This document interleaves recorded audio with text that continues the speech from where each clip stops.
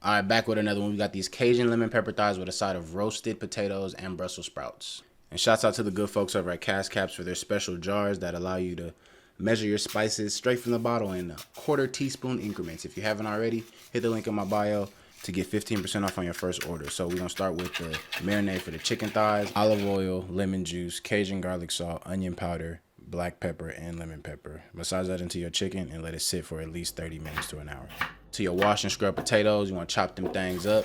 Just let them sit in some water for a second to let that starch fall off. And then this is going to be the seasoning for both the potatoes and the Brussels sprouts: oil, Cajun garlic salt, onion powder, some oregano, and then I went ahead and chopped up some fresh thyme for the potatoes.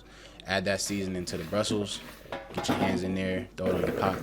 Add that seasoning to your potatoes, and then some white onions, some green peppers, and some red bell peppers.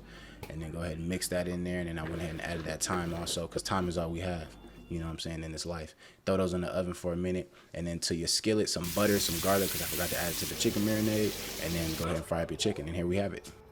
This was delicious, nutritious, well-rounded, carbs, protein, vegetables. Make this at the crib for the family. And shouts out to the good folks at Cash Caps. Love.